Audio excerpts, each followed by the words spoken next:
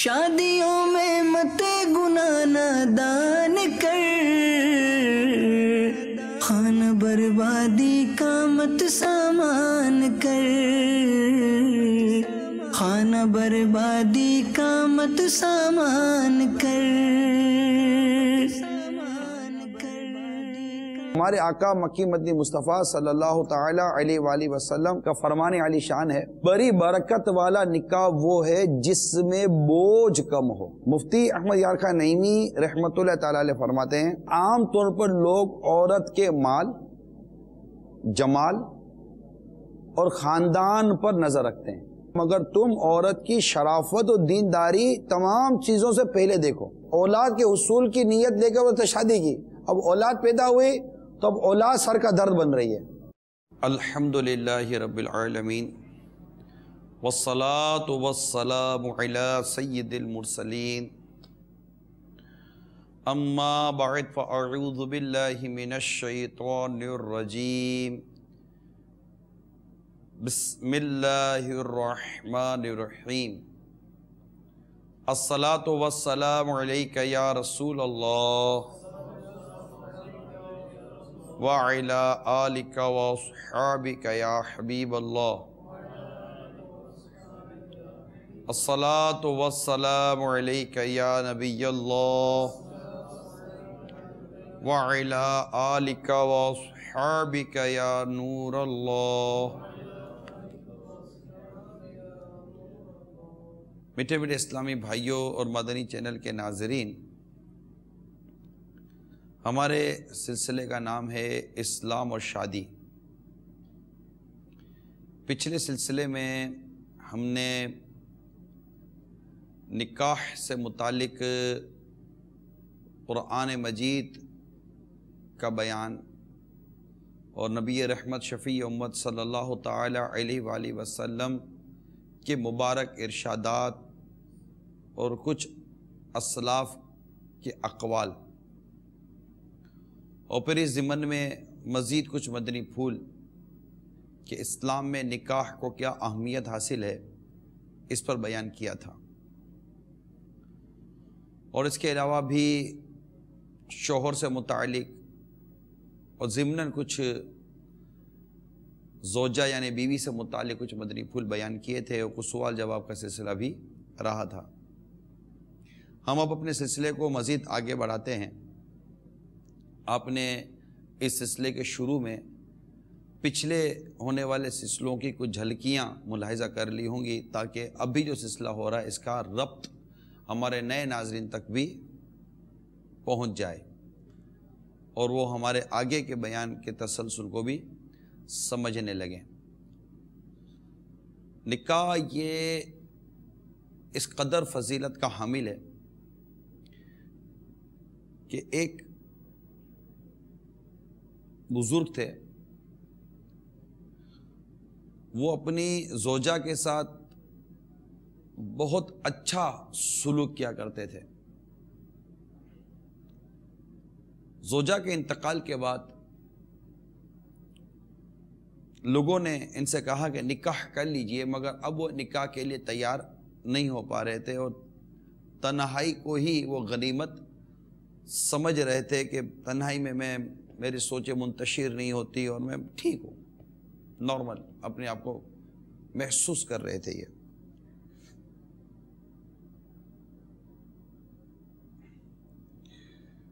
ایک بار انہوں نے نکاح کا ارادہ ظاہر کیا اور فرمایا کہ میں نے اپنی زوجہ کے ایک ہفتے کے بعد خواب میں دیکھا کہ گویا آسمان کے دروازے کھولے گئے اور لوگ اترنے لگے، ان میں سے بعض کے پیچھے ہوا میں چلنے لگے۔ جب بھی کوئی اترتا تو میری طرف دیکھتا اور اپنے پیچھے والے سے کہتا یہ منحوس ہے، دوسرا کہتا ہاں، تیسرا اور چوتھا بھی اسی طرح گفتگو کرتے ہوئے آگے چلتے چلے گئے۔ لیکن میں ان سے ہیبت کی وجہ سے کچھ پوچھ نہیں پا رہا تھا۔ آخر کار ایک لڑکا میرے پاس آیا تو میں نے اس سے پوچھا کہ یہ منحوس کون ہے؟ کس کو منحوس کہہ رہے ہو؟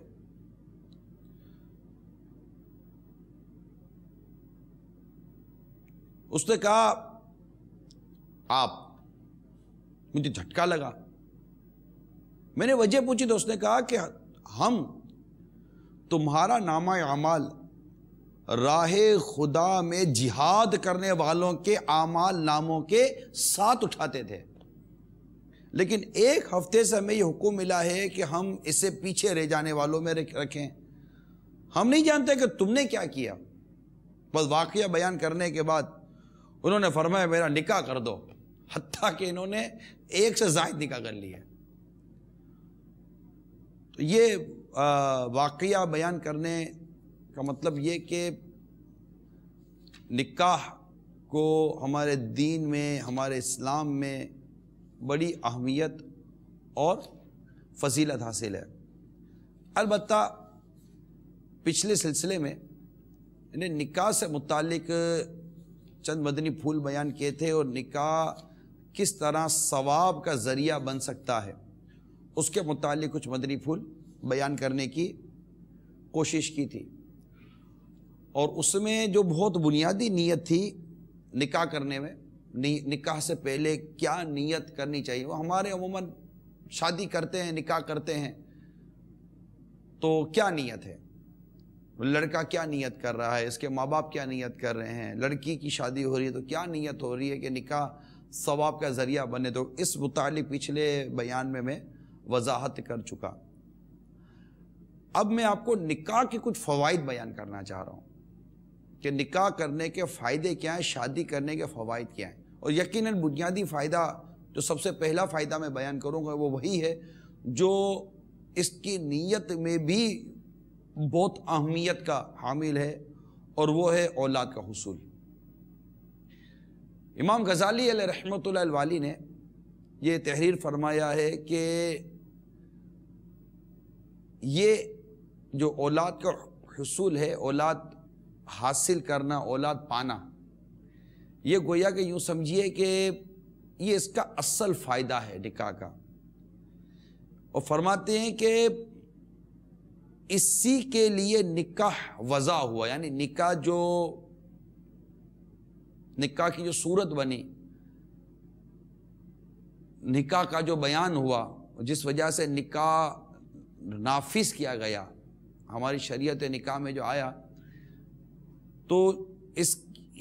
کی جو وضع ہے، اس کا جو بننا ہے، اس کا جو ہونا ہے، اس کی جو بنیادی وجہ ہے وہ اولاد کا حصول ہے، کہ یہ مقصود اصلی بھی نسل انسانی کو باقی رکھنا ہے۔ جو مقصود اصلی ہے نسل انسانی کو باقی رکھنا ہے تاکہ دنیا انسانوں سے خالی نہ رہے۔ اب اولاد کے حصول کا ذریعہ نکاح ہے، شادی ہوگی تو اولاد کے حصول کا ذریعہ ہوگا، بدکاری حرام ہے۔ اب یہ 4 صورتوں میں ثواب کا سبب بن سکتا ہے، جبکہ شہوت کے فساد سے بھی امان ہو۔ یہاں تک امام غزالی علیہ رحمۃ اللہ الوالی نے تحریر فرمایا ہے کہ اسلاف میں سے، یعنی ہمارے بزرگوں میں سے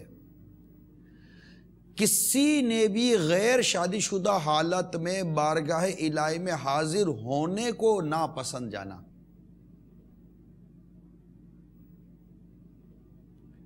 اب اولاد کا حصول کس طرح موجب ثواب بنے، ثواب کا سبب، ثواب کا ذریعہ بنے، یہ امام غزالی رحمۃ اللہ تعالیٰ علیہ اس معاملے میں جو وضاحت فرماتے وہ یہ ہے کہ جن سے انسانی کو باقی رکھنے کی نیت سے حصول اولاد کی کوشش کے سبب اللہ تعالیٰ کی رضا سے موافقت کرنا، کہ اللہ تبارک و تعالیٰ کی رضا کے مطابق، کہ رب تعالیٰ کی رضا جس میں ہے اس رضا کو دیکھتے ہوئے، اس رضا کے مطابق عمل کرتے ہوئے جن سے انسانی کو باقی رکھنے کی نیت اور اس کے لیے حصول اولاد، یہ پہلی نیت، پہلا سبب بنا کہ اس طرح مطلب کہ اس میں ثواب ملے گا۔ دوسرا، محبت رسول کی نیت سے نکاح کرنا، کہ میرے آقا صلی اللہ تعالی علیہ وسلم کثرت امت کے سبب تمام انبیاء اور امتوں پر فخر فرمائیں گے۔ اور نمبر 3، امت کے بعد نیک اولاد کی دعا سے برکت حاصل کرنا۔ موت کے بعد جب اولاد نیک ہوگی تو آپ کے پیچھے دعا کرے گی، ایصال ثواب کرے گی، فاتحہ کرے گی، اور نیک اولاد چھوڑنا یہ ثواب جاریہ والے کاموں میں سے ایک کام ہے۔ چوتھا، چھوٹی عمر میں فوت ہونے والے بچے کی شفاعت طلب کرنا۔ یہ کس قدر 4 اہم ترین جو فائدہ تھا بنیادی طور پر اولاد، حصول اولاد کا۔ پھر اس صورت میں جو ثواب کا ذریعہ بنانا ہے اس کا میں نے کچھ بیان کیا، اور اس میں بھی بڑی خوبصورت بات جیسے ابھی میں نے آپ کو بیان کی کہ چھوٹی عمر میں جو اولاد کا انتقال ہو جاتا ہے، بچے کا انتقال ہو جاتا ہے، اس پر بھی جو حصول ثواب کا جو بیان ہوا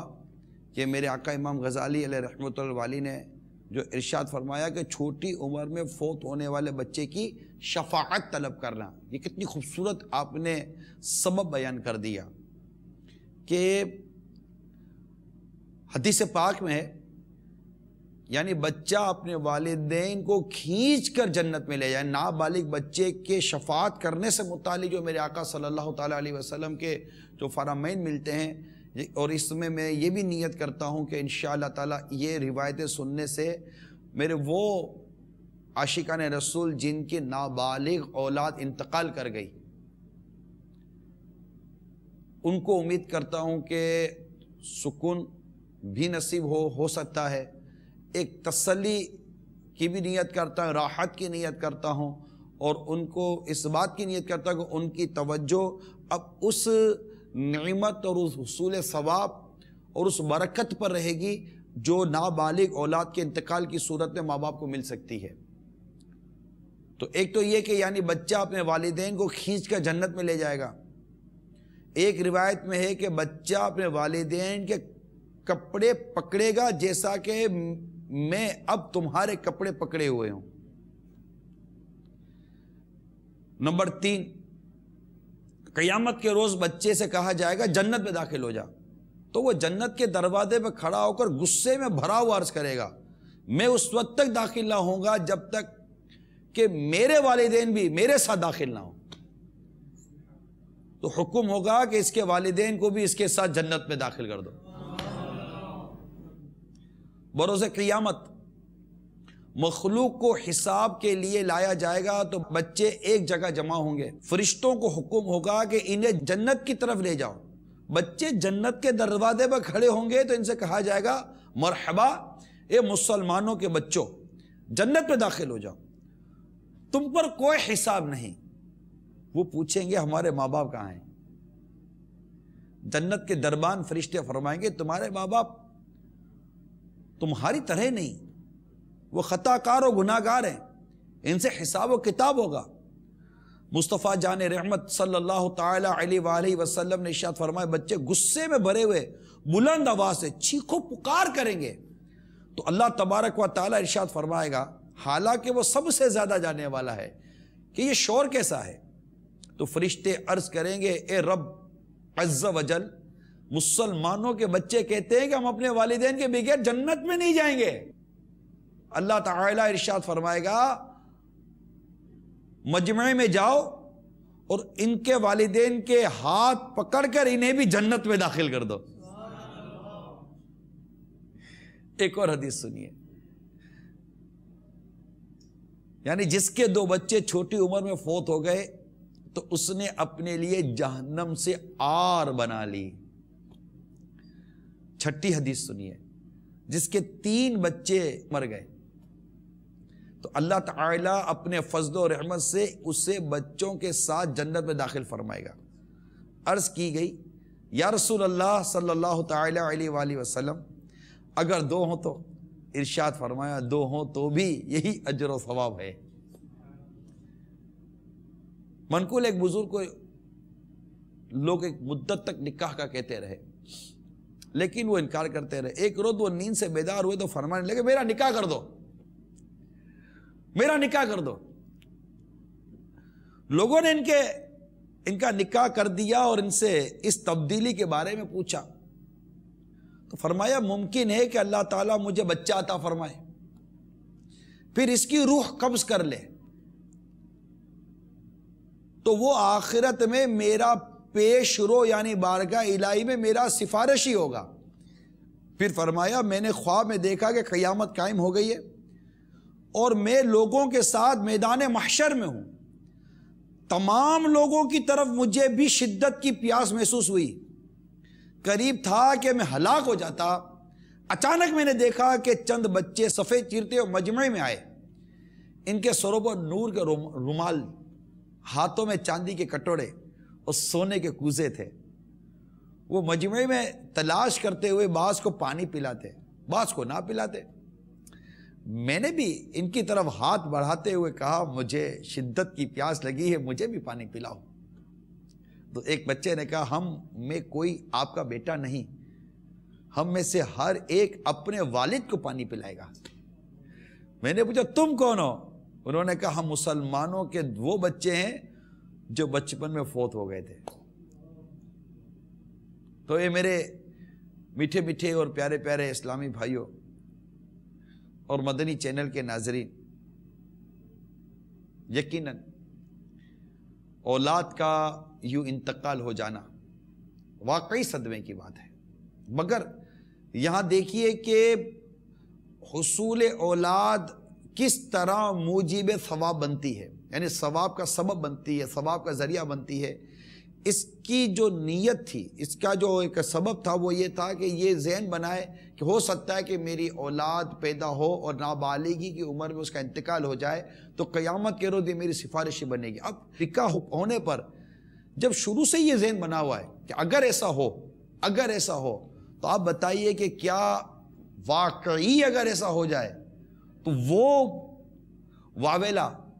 وہ شور و غل اور وہ بکواس جو عموماً ہمارے یہاں بچوں کے انتقال پر کی جاتی ہے اور جس طرح کا ماحول بنایا جاتا ہے، اور معاذ اللہ بعض اوقات عورتیں کفریات تک بکتی ہیں. اس میں بالخصوص اگر اس کی ماں ہو، جس کا انتقال ہو گیا، بچے کی ماں ہو تو وہ بہت آپے سے باہر ہو جاتی ہے بعض اوقات، اور اگر اس کی نانی یا دادی ہو تو اور بہت آپے سے باہر ہو جاتے ہیں. پھر آس پاس کی جو عورتیں آتی ہیں معاذ اللہ، پھر اس میں رب تبارک و تعالیٰ پر طرح طرح کے اعتراضات وارد ہوتے ہیں اور طرح طرح کی بکواسیں کی جاتی ہیں، جن میں بعض صورتوں میں ایمان سے ہاتھ دھونے والی بھی صورتیں بنتی ہیں اور کفر کا حکم بھی لگتا ہے. اس کی وضاحت امیر اہل سنت کی کتاب کفریہ کلمات کے بارے میں سوال جواب میں بھی ہے، اور 28 کلمات کفر یہ چھوٹا سا رسالہ ہے، جیبی سائز کا بھی ہے، اس میں بھی اس طرح فوتگی کے وقت بکے جانے والے کفریہ کلمات کی وضاحت وہاں بھی ہے. تو اب اگر نکاح کے وقت ہی، کیونکہ نکاح کے فوائد میں سے ایک بنیادی فائدہ یہ حصول اولاد، اور یہ یوں سمجھیے کہ بہت بنیادی بات ہے. اب حصول اولاد اور کثرت اولاد، اس پر سرکار صلی اللہ تعالیٰ علیہ وسلم کا انبیاء کرام اور دیگر امتوں پر فخر فرمانا، یہ ساری باتیں، یہ سارے معاملات، یہ سارے ارشادات اور یہ اسلام و شریعت کی یہ بہترین روح اور مقصد جو ہمارے سامنے آیا،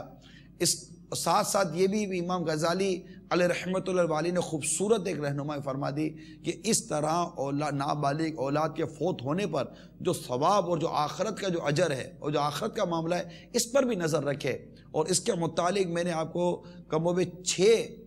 سرکار صلی اللہ تعالیٰ علیہ وسلم کے فرمان بھی بیان کیے، ساتھ ہی ساتھ ایک بڑی ایمان افروز حکایت آپ کو سنائی. اب آپ بتائیے وہ میرے عاشقان رسول جن کی اولاد انتقال کر گئی ہے اور وہ اس معاملے میں بڑے مطلب کہ وہ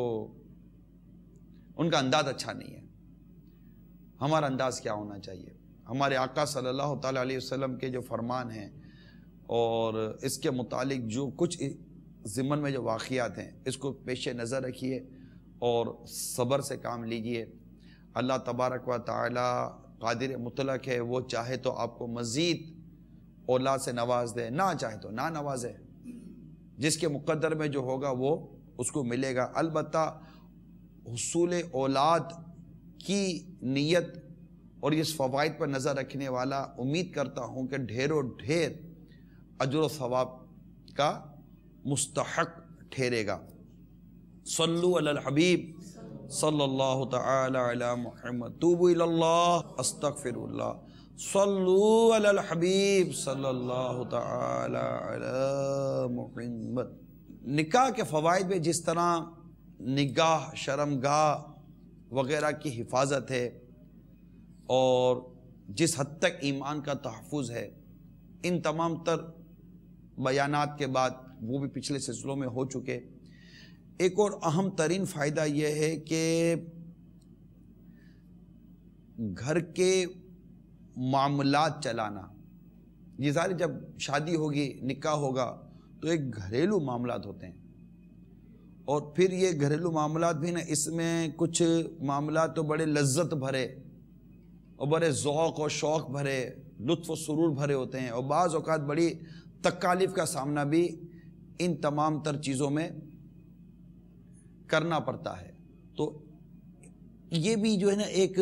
کیفیتوں کا، قلب کا، ذہن کا تبدیل ہونا، ظاہر ہے کہ جب گھر میں آتا ہے تو پورا ایک انداز میں تبدیل ہو جاتا ہے، اور وہ نکاح جس میں اس بات کو مد نظر رکھا گیا ہو کہ میں نکاح کر کس سے رہا ہوں، جس کا بیان آئے گا، میں نکاح کر کس سے رہا ہوں، اور لڑکی کی طرف والے لڑکے کے لیے اور لڑکے والے لڑکی کی طرف لڑکی کے لیے اگر ان پہلو پر غور کریں گے جو میں عرض کروں گا بھی، اور کچھ عرض کر بھی چکا ہوں پچھلے سلسلوں میں، تو میں امید کرتا ہوں کہ ان کا گھر سنتوں کا گہوارہ ہوگا، اس کو گھر کے اندر ایک عجیب قسم کی راحت نصیب ہوگی اور فرحت نصیب ہوگی، اور وہ ایک سکون اور سرور پائے گا، اور یہ بھی دل کے لیے، قلب و ذہن کے لیے بڑی عمدہ بات ہوتی ہے۔ جیسے کہ مولا علی کرم اللہ تعالیٰ وجہ الکریم نے ارشاد فرمایا، دل کو ایک ساتھ سکون پہنچاؤ، کیونکہ جب اس پر جبر کیا جاتا ہے تو یہ اندھا ہو جاتا ہے۔ اسی طرح سرکار مدینہ صلی اللہ تعالیٰ علیہ وآلہ وسلم نے ارشاد فرمایا کہ ہر عمل کرنے والے کے لیے مشقت ہے، اور ہر مشقت والے کے لیے راحت ہے، تو جس کی راحت میری سنت پر عمل میں ہو، تحقیق وہ ہدایت پا گیا۔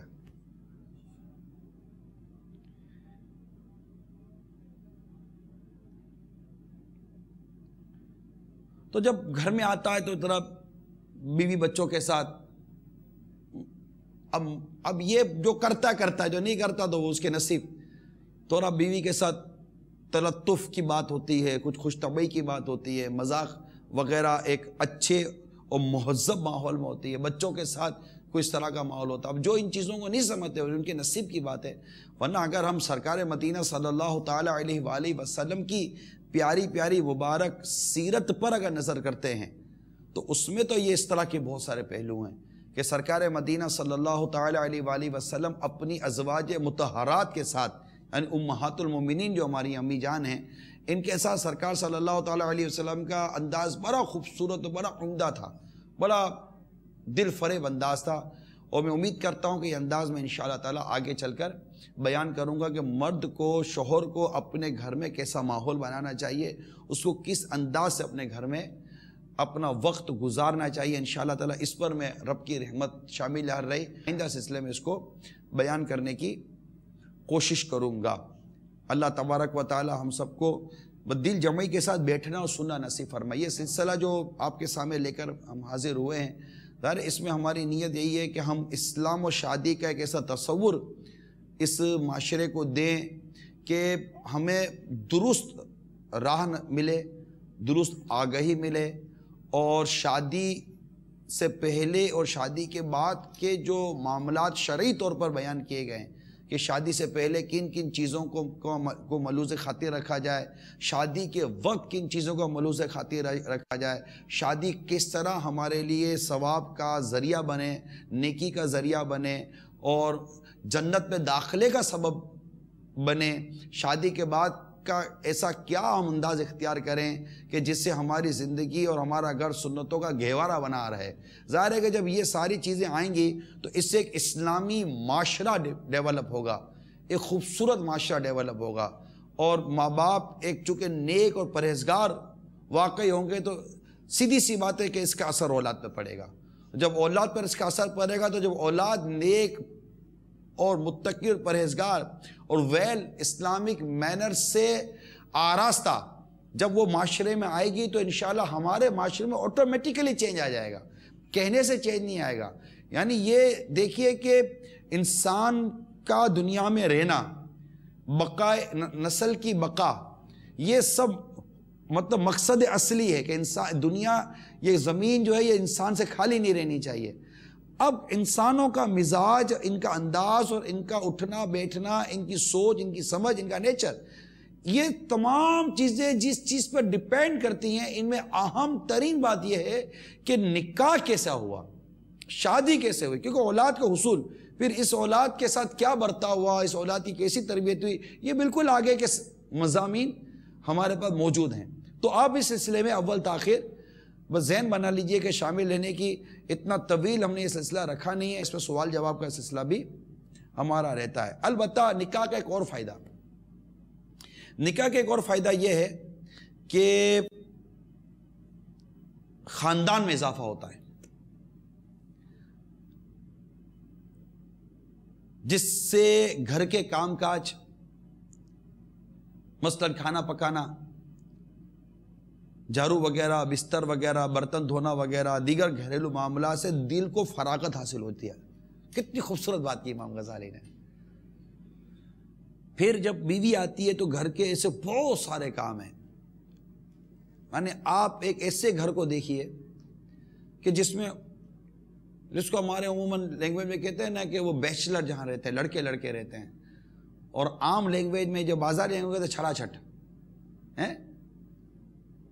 تو جیسے کہ یہ بیچلر نوجوان لڑکے جہاں رہتے ہیں, آپ کبھی جا کر ان کے گھر کا حال دیکھیے, بلو ایک یا دو رہتے ہوں, اور اگر اس گھر میں کوئی عورت ہو, اب اس گھر کا حال دیکھیے, آپ کو ایک ڈسپلن نظر آئے گا, صاف ستھرا, وقت پر کھانا مل جائے گا, وقت پر ہر چیز ہو جائے گی, کپڑے بھی دھل رہے ہیں, کپڑے بھی سوکھ رہے ہیں, صفائی بھی ہو رہی ہے, جھاڑو بھی لگ رہا ہے, کچرا نہیں ہے, یہ نہیں ہے. ورنہ تو کوئی چیز وہاں پڑی ہے, کوئی چیز وہاں پڑی, گلاس وہاں پڑی ہے, تو پلیٹ وہاں پڑی ہے, 4 دن تک کوئی پلیٹ دھونے والا نہیں ہوتا, کیڑے پڑے ہوئے, لال بیگ وہاں سے گزر رہے ہیں. یہ سارا ماحول عموماً مدنی چینل کے ناظرین اور حاضرین میں سے بعض اسلام بھائی اگر نہ دیکھے ہوں تو آپ دیکھ لیجئے گا, یا جہاں اس طرح کے جیسے کہ وہ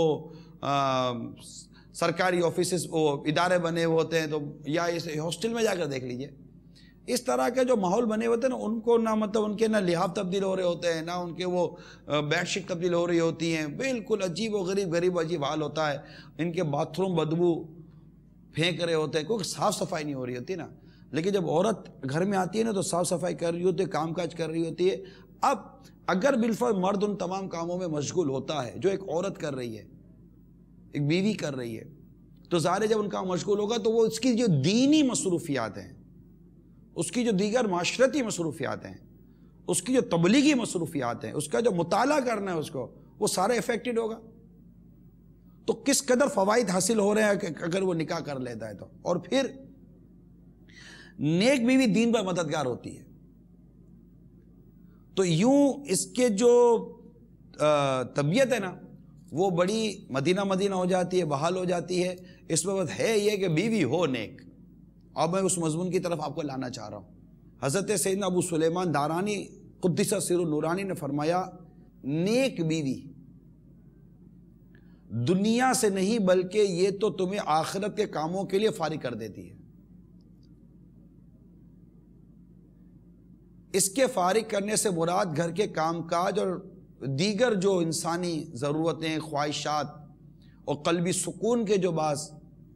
ذرائع ہوتے ہیں, اور انسان قلبی ذہنی طور پر بڑا مطلب اطمینان پاتا ہے, نگاہوں کی حفاظت رہتی ہے, شرمگاہ کی حفاظت رہتی ہے, تمام چیزیں ان سے وابستہ ہیں. حضرت سیدنا محمد بن قاب کرزی رحمت اللہ تعالیٰ علیہ اس آیت مبارک ربنا آتنا فی الدنیا حسنہ کی تفسیر میں فرماتے ہیں کہ اس سے مراد نیک عورت ہے۔ اسی طرح نبی پاک صاحب لولاک صلی اللہ تعالی علیہ وآلہ وسلم نے ارشاد فرمایا،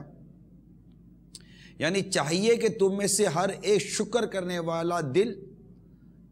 ذکر کرنے والی زبان اور نیک بیوی اختیار کرے جو آخرت کے معاملے میں اس کی مددگار ہو۔ اب غور کیجئے کہ سرکار صلی اللہ تعالی علیہ وآلہ وسلم نے کس طرح ذکر اور شکر اور نیک بیوی کو جمع فرما دیا۔ نیز قرآن پاک کے اندر سورہ نحل کے اندر آیا ہے کہ تو ضرور ہم اسے اچھی زندگی جلائیں گے، کہ ایک تفسیر یہ بھی ہے کہ اس سے مراد نیک بیوی ہے۔ امیر المومنین سیدنا فاروق اعظم رضی اللہ تعالی عنہ نے فرمایا، بندے کو ایمان کے بعد نیک بیوی سے بہتر کوئی چیز نہیں دی گئی۔ ان میں سے بعض ایسی غنیمت ہیں جن کا بدل نہیں، اور بعض گلے کا توق یعنی ہار ہیں کہ کسی قیمت بھر بھی ان سے رہائی پانا ممکن نہیں۔ تو یہ کچھ نیک بیوی سے متعلق ضمناً مواد آیا تھا، باقی انشاءاللہ اس کی تفصیل عورت کے خصائل اور اس کی جو خصوصیات سے متعلق انشاءاللہ میں کسی اور سلسلے میں بیان کروں گا۔ ایک اور فائدہ نکاح سے وہ یہ ہے کہ گھر والوں کے ساتھ رعایت، ان کی دیکھ بھال اور ان کے حقوق پورے کر کے ان کے اخلاق پر اور ان کی طرف سے ایذا پہنچنے کے احتمال پر صبر کر کے ان کی اصلاح، دین کی طرف ان کی رہنمائی، ان کے لیے رزق حلال کی تلاش اور قرآن و سنت کے مطابق اولاد کی درست تربیت کر کے نفس سے مجاہدہ اور ریاضت کرنا۔ کتنی خوبصورت بات ہے، اس انداز کے ساتھ نفس کے ساتھ مجاہدہ اور ریاضت کرنا، اور یہ تمام کام بڑی فضیلت والے ہیں کہ اس طرح نفس کے ساتھ مجاہدہ بھی ہوتا ہے اور ریاضت، بڑی یہ کامن سے ایک دو لفظ ہیں کہ ریاضت و مجاہدہ، تو یہ نکاح کرنے والے، شادی کرنے والے کے لیے یہ ریاضت و مجاہدے کے بڑے مواقع ہیں کہ جب وہ شادی کرتا ہے تو ظاہر ہے کہ اس کو یہ تمام تر میٹر سے گزرنا پڑتا ہے، اچھی بری باتوں کو برداشت کرتا ہے، اولاد ہوتی ہے، ان کی دیکھ بھال کرنی، ان کی سنت کے مطابق تربیت کرنی، رزق حلال کمانا، اور بہت ساری وہ الٹی سیدھی باتوں پر صبر کرنا وغیرہ وغیرہ، پھر اپنے غصے پر قابو پانا، ناجائز غصے سے بچنا، غصے کی حالت میں گناہوں بھری کیفیات سے بچنا، بہت ساری چیزیں ہیں کہ یہ انشاءاللہ تعالی نکاح کا یہ بہت اہم اور بنیادی طور پر بہت اہم فائدہ امام غزالی علیہ رحمۃ اللہ نے بیان کیا، اور ساتھ اس کی پھر وہ بھی بیان کیے ہیں کہ یہ کیسے۔ چنانچہ میں انشاءاللہ تعالیٰ آپ کو کچھ عرض کرتا ہوں کہ منقول ہے کہ ایک شخص نے کسی عالم سے کہا، اللہ تعالیٰ نے مجھے ہر عمل سے حصہ عطا فرمایا ہے۔ پھر اس نے اپنی عبادات کا ذکر کیا، یہاں تک کہ حج اور جہاد وغیرہ عبادات گنوائیں۔ عالم صاحب نے فرمایا، آپ کے اعمال ابدال جیسے کہاں؟ آپ کے اعمال ابدال جیسے کہاں؟ اس نے پوچھا وہ کیا اعمال ہیں؟ عالم صاحب نے ارشاد فرمایا، حلال کمانا اور اہل و عیال پر خرچ کرنا۔ تو یہ ٹینشن نہ لیں، یہ جو ہمارے اسلامی بھائی اگر شادی شدہ ہے نا کہ یار یہ حلال کمانا، میں مانتا ہوں کہ حلال کمانا یہ آسان کام نہیں ہے، بالخصوص اس دور میں کہ جہاں پر ہر طرف سے جیسے کہ کہہ سکتے ہیں کہ 100% اگرچہ نہ سے لیکن حرام کی بھرمار ہے، حرام کی پکار ہے، حرام کی طرف بلایا جا رہا ہے۔ ان حالات میں حلال روزی حاصل کرنے کی طرف جانا یقین مانیے یہ ایک کمال کی بات ہے۔ اللہ تعالیٰ جس سے چاہے یہ حلال روزی والی نعمت اس کو عطا فرما دے، ورنہ کیا سیٹ، کیا نوکر، کیا اجیر، کیا یہ کیا وہ، بہت مشکل، کیونکہ علم نہیں ہے نا، رزق کا علم نہیں ہے۔ اب جیسے نکاح کا بیان ہو رہا ہے، اب جتنے بھی اس وقت شادی شدہ عاشقان رسول اس سلسلے میں شامل ہیں، اب وہ غور کریں، کیا نکاح سے پہلے یہ ساری باتیں پڑھی سیکھی سمجھی تھی؟ نہیں، پتہ ہی نہیں تھی، پتہ ہی نہیں تھا۔ میں نے یہ کہا نا کہ جب شادی کی عمر ہوئی تو بھائی شادی کرنی ہے بیٹے کی، کیوں کرنی ہے؟ کیا مقصد ہے؟ تو بات تو مقصد بھی اچھے نہیں ہوتے، عجیب و غریب قسم کے مقصد ہوتے ہیں، یا ہوتے تو وہاں کوئی ایسی اچھی نیتیں نہیں ہوتی کہ ثواب ہوگا، اجر ملے گا، اللہ کی رضا پانے والے کام ہوں گے۔ لہٰذا جو شادی شدہ نہیں ہیں ان کے لیے اس میں ابھی سے مدری پھولیں کہ وہ ابھی سے اس انداز پر اپنا ذہن بنائیے اور یہ نیتیں کیجئے، ان فوائد پر نظر رکھیے اور ان فوائد کو شریعت کے مطابق پانے کے لیے علم حاصل کیجئے۔ اس کے لیے مدنی قافلوں میں سفر کریں، ہفتہ وار اجتماع میں دعوت اسلامی کی شرکت کریں، مدنی چینل دیکھتے رہیں۔ یہ جو بیانات ہو رہے ہیں اس بیانات کو سننے کی کوشش کیجئے، نکاح سے پہلے ان بیانات کو سنیے، نکاح کے بعد بھی سنیے، تاکہ چلے وہ ہے نا کہ جب جاگے تب ہوا سویرا۔ تو اب مطلب کہ چلے گزر کے اب تو اچھی گزرے، اب تو ہم ثواب کی طرف بڑھیں۔ حضرت سیدنا عبداللہ بن مبارک رحمت اللہ تعالیٰ علیہ نے ایک بار ایک غزوے میں اپنے دوستوں سے فرمایا، جو عمل ہم کر رہے ہیں یعنی جہاد، کیا تم اس سے افضل عمل جانتے ہو؟ انہوں نے کہا نہیں۔ فرمایا میں جانتا ہوں۔ پوچھا وہ کون سا عمل ہے؟ ارشاد فرمایا، عیال دار پاک دامن شخص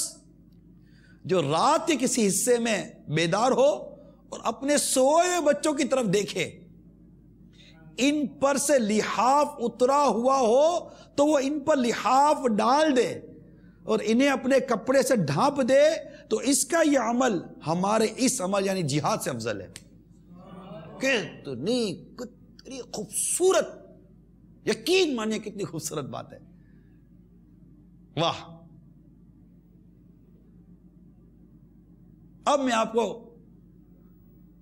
اتنی پیاری روایتیں سناتا ہوں، جو بال بچوں والے نا وہ پریشان رہتے ہیں، ذرا آؤ سنو، انشاءاللہ آپ کی پریشانی اور آپ کی بے سکونی کو رب کی رحمت سے انشاءاللہ تعالی راحت و سکون نصیب ہوگا۔ محبت اور پیار سے تسلی کے ساتھ سنیے۔ میں آپ کو حدیثیں سناتا ہوں، نبی پاک صلی اللہ تعالی علیہ وسلم کے فرمان سناتا ہوں۔ پہلی حدیث، جس شخص کی نماز اچھی، جس شخص کی نماز اچھی، کنبہ زیادہ اور مال کم ہو اور وہ کسی مسلمان کی غیبت نہ کرے، تو وہ جنت میں میرے ساتھ ایسے ہوگا جیسے یہ دو، اور اپنی دو انگلیوں سے اشارہ فرمایا۔ اب یوں فرمایا یا یوں فرمایا یہ میں نہیں جانتا، اپنی دو انگلیوں سے اشارہ فرمایا۔ ایک اور حدیث سنیے کہ سرکار مدینہ صلی اللہ تعالی علیہ وآلہ وسلم نے ارشاد فرمایا، یعنی جب بندوں کے گناہ زیادہ ہو جاتے ہیں تو اللہ تعالی انہیں پرورش عیال کی آزمائش میں مبتلا کر دیتا ہے تاکہ ان کے سبب ان کے گناہ مٹا دے۔ اسلاف کرام رحمہم اللہ السلام فرماتے، بعض گناہ ایسے ہیں جنہیں صرف اولاد کا غم ہی مٹا سکتا ہے۔ اے اولاد کے غم میں مبتلا دکھی اسلامی بھائیوں، میں امید کرتا ہوں کہ آپ کو تسلی کا مرہم ملا ہوگا، کچھ راحت کچھ سکون شاید آپ محسوس کر رہے ہوگے کہ جو اولاد کی دکھ یا اولاد کی تکلیف میں مبتلا رہتے ہیں۔ مانتا ہوں میں اولاد کے دکھ، اولاد کی تکلیف ناقابل برداشت ایک محاورہ ہے، بہت زیادہ تکلیف دے دیتی ہے، اور ان کی سمجھانا، ان کی پرورش کرنا، اور یہ واقعی بالخصوص ان کے لیے جو شریعت اور اسلام و دین کو سمجھ کر پرورش کرنا چاہتے ہیں، ماحول سپورٹ نہیں کرتا، خاندان سپورٹ نہیں کرتا، ایون کہ جو فیملی ممبرز ہوتے ہیں وہ سپورٹ نہیں کرتے، گھر سے بھی بعضوں کا تعاون نہیں ملتا، اور وہ مطلب دل پسیج کر رہ جاتا ہے، اولاد کی کڑوی کڑوی باتیں سنتا ہے، وہ دنیا بھر کے دلائل لا کر اس کو سمجھانے کی کوشش کرتی ہے کہ فلاں یوں فلاں یوں یہ یوں، اب وہ بیچارہ کیا سمجھاوے کیا سمجھے۔ بالکل بہت دکھ اور تکلیف کا بعض اوقات ماحول ہوتا ہے، اولاد کی لاپرواہی، اس کی مطلب کہ غفلت، اور اس کی بعض اوقات بڑی عجیب و غریب قسم کی کیفیات، یہ ایک سمجھ رکھنے والے نیک دل، نیک سیرت، نیک صورت اور اچھے اخلاق اور حرام اور حلال کو سمجھنے والے، بالخصوص ان کے لیے کہہ رہا ہوں، حلال حلال کو سمجھنے والے ایک باپ کے لیے، ماں باپ کے لیے بڑی تکلیف دہ ہوتے ہیں، مگر اولاد بعض اوقات سمجھتی مانتی نہیں ہے۔ تو ایک بار پھر حدیث سنیے کہ حدیث پاک میں ہے کہ یعنی جب بندوں کے گناہ زیادہ ہو جاتے ہیں تو اللہ تعالیٰ انہیں پرورش کے عیال کی آزمائش میں مبتلا کر دیتا ہے تاکہ ان کے سبب ان کے گناہ مٹا دے۔ اور اسلاف کرام رحمہم اللہ السلام فرماتے ہیں بعض گناہ ایسے ہیں جنہیں صرف اولاد کا غم ہی مٹا سکتا ہے۔ ایک اور حدیث سنیے، بعض گناہ ایسے جنہیں صرف طلب معاش کا غم ہی مٹا سکتا ہے۔ ایک اور حدیث، جس کی 3 بیٹیاں ہوں وہ ان پر خرچ کرے اور ان کے ساتھ اچھا سلوک کرے حتیٰ کہ اللہ عز و جل انہیں اس سے بے نیاز کر دے تو اللہ تعالیٰ ضرور اس کے لیے جنت واجب فرما دے گا، مگر یہ کہ وہ کوئی ایسا عمل کرے جس کی بخشش نہیں، کوئی ایسا عمل نہ کرے۔ تو اس میں یہ ہے کہ جو زیادہ عیال والے ہیں، کنبہ بڑا ہے، آج کل جیسے حالات اور ماحول و واقعات ہیں، ایسے لوگ کم ہیں جو ایک خوشحال قسم کے جس کو لوگ آپ کہتے ہیں، حالانکہ ذہنی ٹینشن کے تقریباً ہر آدمی شکار ہے، گھریلو پریشانی کے، لیکن بظاہر جو آپ کو خوشحال نظر آتے ہیں، اور وہ تعداد بہت زیادہ ہے جو قسمہ پرسی کے عالم میں ہے، پریشانی کے عالم میں ہے، اولاد اور گھر والوں کو دیکھ کر بیچارے کرتے رہتے ہیں، روتے رہتے ہیں۔ ان حدیثوں پر نظر رکھیے اور اپنی اور اپنے گھر والوں کی اسلامی اور مذہبی تربیت پر غور کیجئے اور اپنے لیے ثواب آخرت کا ذخیرہ کرتے رہیے۔ اب اسی میں جو میں نے بیان کیا، ریاضت نفس ہے، مجاہدہ ہے، یہ جو کچھ تھا، اسی میں بیوی کی طرف سے جو اذیت آتی ہے نا اس پر صبر کرنا بھی ہے۔ یہ بھی صبر کریں گے تو ثواب ہوگا، اور یہ بھی فائدے سے خالی نہیں ہے۔ اب یہاں مطلب کہ بیوی کی اذیت پر صبر کرنے میں ریاضت نفس، غصے کو ختم کرنا اور اخلاق کو اچھا کرنا، یعنی غصے پر قابو پانا، کیونکہ غیر شادی شدہ یا نیک بیوی والے سے نفس باطنہ کی برائیاں ظاہر نہیں ہوتی اور نہ ہی اس کے باطنی عیوب ظاہر ہوتے۔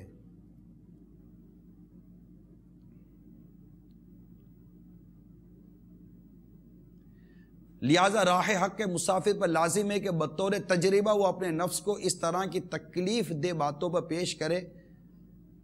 اس سے ان پر صبر کا عادی بنائے تاکہ اس کے اخلاق بہتر ہوں اور نفس بری صفات سے پاک و صاف ہو۔ نیز اہل و عیال پر صبر کرتے ہوئے ان کی پرورش کے لیے تگ و دو کرنا، جہاں ریاضت و مجاہدہ نفس ہے وہیں ان کی کفالت کرنے، ان کے معاملات کو حل کرنے کے ساتھ ساتھ ذاتی طور پر بھی عبادت ہے۔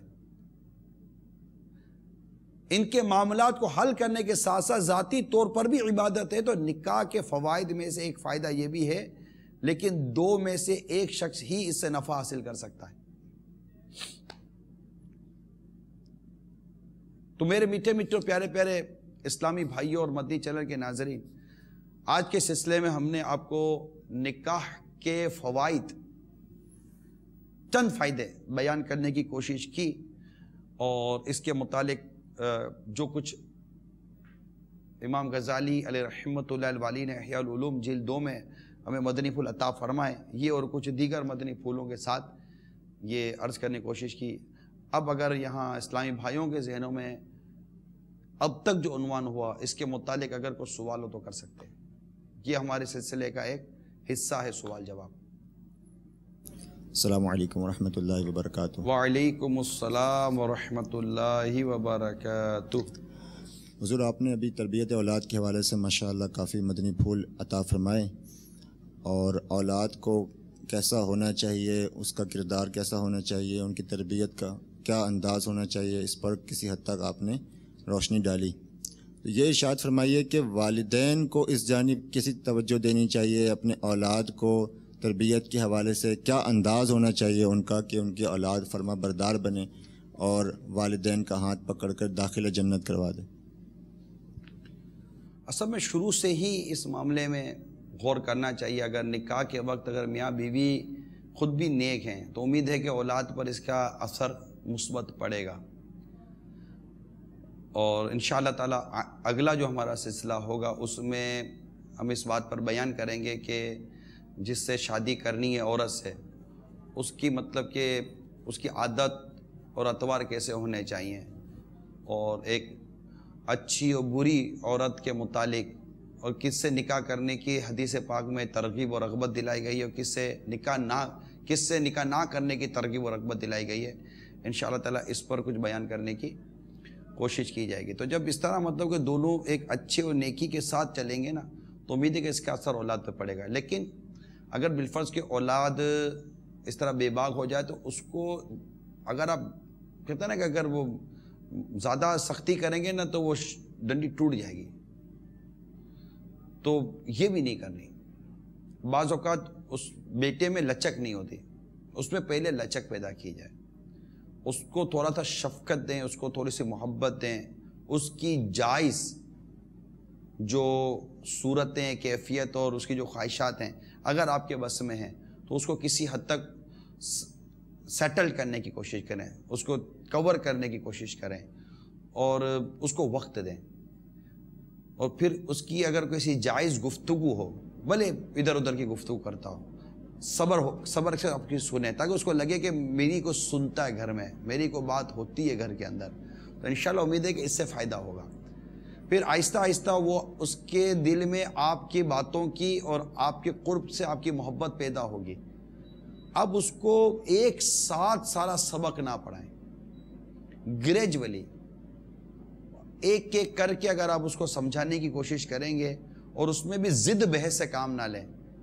تو دیکھیں یہ یوں سمجھیے کہ ایک مریض کا علاج کرنا ہوتا ہے، ڈاکٹر مریض کا علاج تیش میں آ کر، غصے میں آ کر، مار دھار کر کے نہیں کرتا، بہت آہستگی کے ساتھ علاج کرتا ہے۔ اور اگر مریض بہت ساری بیماری ہے، مثال کے طور پر کہ ایک ایسا مریض آتا ہے کہ جس کا آپریشن کرنا ہے، اب ڈاکٹر دیکھتا ہے کہ اس کو شوگر بھی ہے، تو پہلے ڈاکٹر اس کی شوگر کنٹرول کرتا ہے، شوگر کنٹرول کرنے کے بعد پھر اس کے آپریشن کی طرف جاتا ہے۔ اس کے بلڈ پریشر کے اگر مرض ہیں یا دیگر اس طرح کی بیماریاں ہیں تو پہلے ایسی بیماریوں کو قابو کیا جاتا ہے جس سے اس کا میجر آپریشن کرنا ہے۔ تو جب تک کہ والد صاحب حکمت عملی اختیار نہیں کریں گے، اور جیسا ایک طبیب اپنے مریض کے ساتھ شفقت و محبت کا برتاؤ کرتا ہے، اور اس کی طرف سے بعض اوقات چیخو پکار بھی ہوتی ہے مریض کی طرف سے، لیکن ڈاکٹر اپنے آپ کو تحمل مزاجی کے ساتھ لے کر چلتا ہے اور مریض کا علاج کرتا ہے۔ تو اس طرح اگر کسی کی اولاد، اللہ نہ کرے نافرمان اولاد سے اس کو واسطہ پڑ گیا، اور آج اگر اس کی سمجھ میں آتا ہے کہ میں نے اپنی اولاد کی تربیت کرنی ہے، تو اولاً تو پہلے وہ خود کو نیک و پرہیزگار بنائے، نمازی بنائے، سنتوں کا پیکر بنائے، اور اچھا مطالعہ رکھے، نیکی و پرہیزگاری اختیار کرے، تقوی اختیار کرے، خود بخود اللہ کی رحمت سے اس کی مدد ہوتی چلی جائے گی۔ حضور آپ نے فرمایا کہ مدنی منع کو یا بچے کو سیٹل کرنا چاہیے اور اس کو سمجھانا چاہیے۔ اب بچے کی فرمائش ہے 10,000 والا موبائل چاہیے، اب باپ کی تنخواہ ہی 5,000 روپے پر منتھ ہے، تو وہ کس طرح بچے کو قائل کرے اور اس کو لے کر دے اور اس کے جائز مطالبے کو پورا کرے؟ آپ تو طالب علم ہیں اور آپ تو ماشاءاللہ درس نظامی بھی کیے ہوئے ہیں، آپ کو پتہ ہے کہ سوال ہی میں جواب ہوتا ہے نا؟ سوال میں آپ کے سوال میں آپ کا جواب موجود ہے۔ اس طرح حضور وضاحت فرما دیں۔ اس طرح کہ آپ نے خود سوال کیا کہ جیسا کہ میں نے کہا، آپ نے مجھے کہا کہ جیسا کہ آپ نے کہا کہ جائز اور جب اس کے لیے ممکن ہو تو اس صورت میں اگر اس کی خواہش پوری کرے، تو جب آپ کے لیے ممکن اس صورت میں ہوگا کہ اس کی تنخواہ اس کے سیٹل ہوگی، وہ تو بچے کو وہ کور کر لے گا کہ بیٹا میری تنخواہ اتنی نہیں ہے، میں کہاں سے کروں، تو وہ سمجھانا شروع کرے گا۔ اور جیسے حالات ہوتے ہیں نا، اس میں بیٹا ڈائریکٹ منہ اٹھا کر فرمائشیں بھی نہیں کر دیتا، یہاں باپ پریشان ہوتا ہے اس کی بری عادتوں سے، تو وہ آہستہ آہستہ وہ جب اس کی پریشانی و مجبوری اولاد کو جب سمجھے گی، اور اس کے بس میں ہی نہیں ہے، جیسے آپ نے کہا نا کہ جب 10,000 کا اس کو موبائل چاہے، اس کی تنخواہ 10,000 نہیں ہے، اگر 10,000 تنخواہ ہے بھی تو پورے مہینے کی تنخواہ وہ ہٹے گا، موبائل پہ دے گا تو گھر کہاں سے چلائے گا۔ لیکن وہ اپنے بیٹے کو کور کر لے کہ بیٹا ٹھیک ہے، اگر آپ کو کوئی ایسی چیز چاہیے، یا موبائل ہی تو ضروری نہیں ہے، کوئی بھی ایسی چیز چاہیے تو اس کو میں انشاءاللہ اس طرح کر کے ترکیب بنا دوں گا، آپ دعا کرو اللہ تعالیٰ ہمارے اس میں برکت دے، یوں کر کے اس کو تھوڑا سمجھانے کی کوشش کریں، لڑائی جھگڑا نہ کرے۔ مطلب جیسے یہی اولاد نے اگر 10,000 کا مطالبہ کر دیا موبائل کا، تو گدھا پتہ بھی ہے کہ میرا 10,000 میری تنخواہ ہے، بے وقوف اتنی سمجھ نہیں آتی کہ باپ سے کس چیز کا مطالبہ کرنا چاہیے۔ اب اس طرح سمجھانے کے بجائے اگر تھوڑی رحم دلی اور پیار و محبت سے سمجھے گا تو سمجھ جائے گا، امید ہے۔ نہیں بھی سمجھے گا تو کم از کم بگڑے گا تو نہیں۔ کھانا اچھا نہ بھی بنے تو کم از کم سرنے سے تو بچاؤ، کتنا کوئی ٹریٹمنٹ کر کے کھانا اچھا بنا لیا جائے گا۔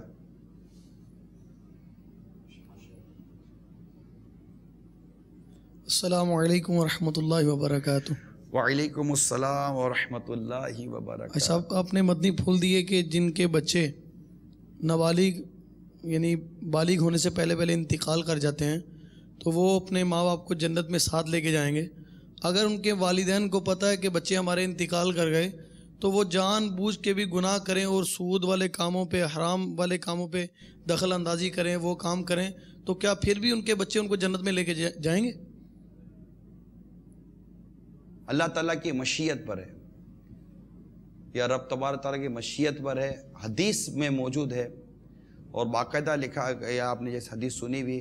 کہ جب کہ ماں باپ گناہ گار خطا کار ہیں، اس کے باوجود بھی اب اللہ تبارک و تعالیٰ جس کو بخشے، بے پوچھے بخشے، اس کو کون پوچھے، اس کو کون پوچھنے والا؟ اللہ قادر مطلق ہے۔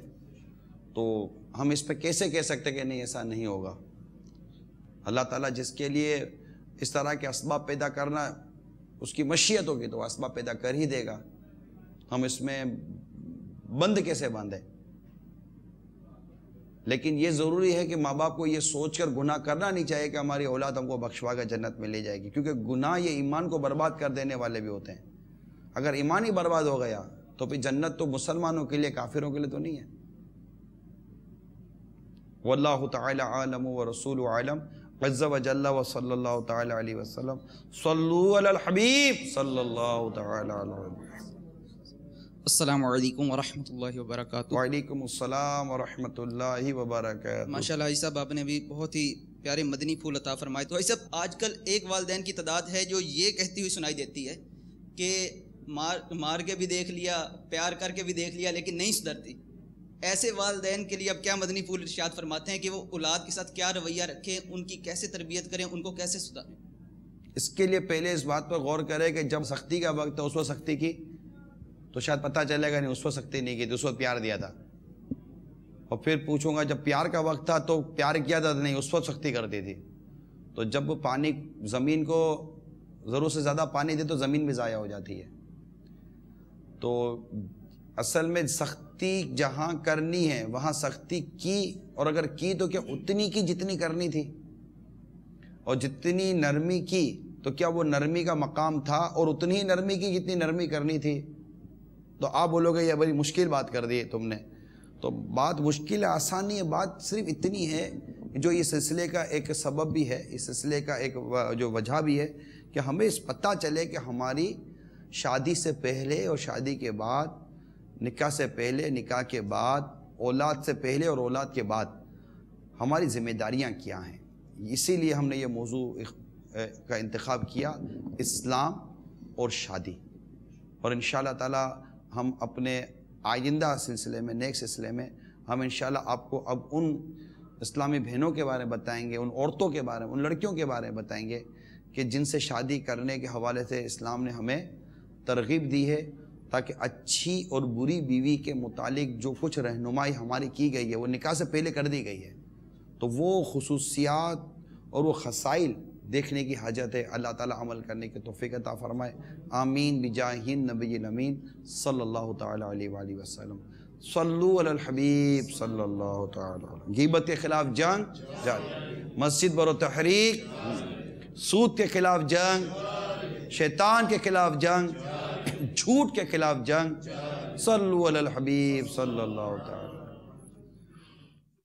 امام غزالی علیہ رحمۃ اللہ علیہ فرماتے جو شخص فراغت اور دینی معاملات میں مدد حاصل کرنے کا خواہش مند ہو، اچھے اخلاق کی حامل عورت سے نکاح کرے۔ جو عورت کا صرف مال دیکھ کر نکاح کرے گا وہ فقیر رہے گا، اور جو دین دیکھ کر نکاح کرے گا اسے برکت دی جائے گی۔ مال ایک جھٹکے میں اور جمال ایک بیماری میں جاتا رہتا ہے۔ دیندار عورت دینی معاملات میں شوہر کی مددگار بنتی ہے، اور اگر دیندار نہ ہو تو دین سے غافل کرنے اور تشویش کا باعث بنتی ہے۔ عورتوں کی زبان درازی پر صبر کرنا ایسا عمل ہے جس سے اولیاء کرام کو آزمایا جاتا ہے۔ شادیوں میں مت گناہ نادان کر، خانہ بربادی کا مت سامان کر۔ خانہ بربادی کا مت سامان کر.